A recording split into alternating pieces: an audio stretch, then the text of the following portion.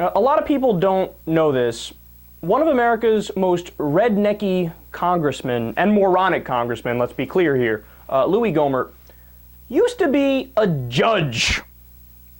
Well, maybe he shouldn't have been. In fact, there's no maybe about it. He definitely shouldn't have been a judge. Well, he was discussing the Fort Hood shooting with Sean Hannity on his show, and he gave us this precious little gem. Let's listen. I don't know the judge that's trying this case down at Fort Hood, but I flipped back. I had one guy that was particularly out of line, and I warned him 3 times, and then we duct taped his head, and we didn't hear from him until it was his turn to talk. And that's when you were a judge? That was when I was a judge at felony court. Well, that didn't go in your courtroom. Well, you just had to, you gave him 3 warnings, made the record, and then wrapped him up.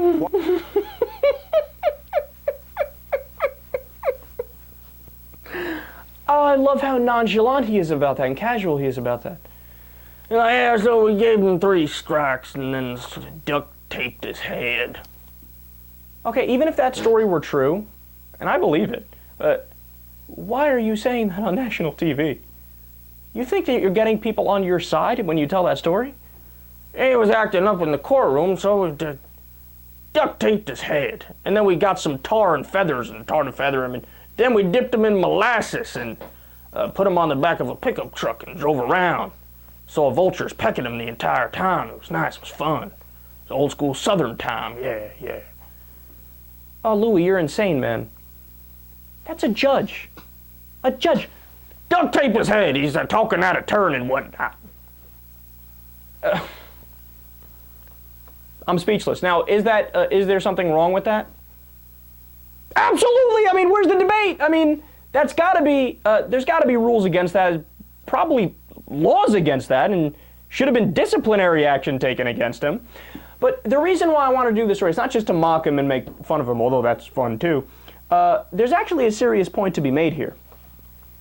What type of person is inclined to do something like that? To just flat out take matters in their own hands and do something MacGyver-esque and just say, I'm going to duct tape your fucking head. I don't care if it's illegal or wrong or whatever the case is, I'm going to do it, right? No, you know who does that? An authoritarian. You know how authoritarians think?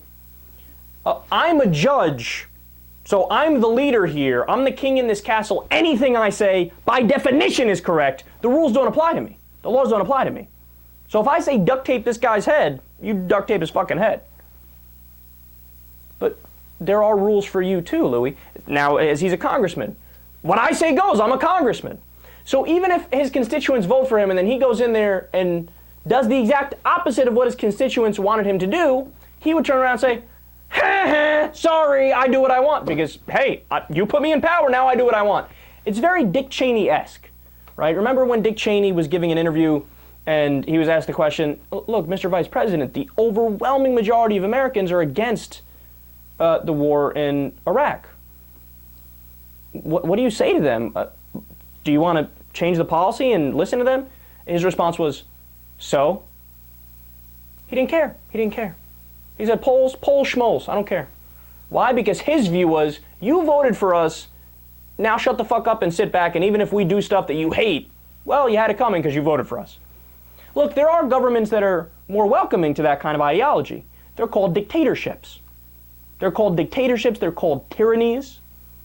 It's fascism. A military junta they'd work out pretty well in. They can go to Somalia or maybe North Korea. Those places love the ideology like that. But here's the place that doesn't like people who think like that, the United States of America.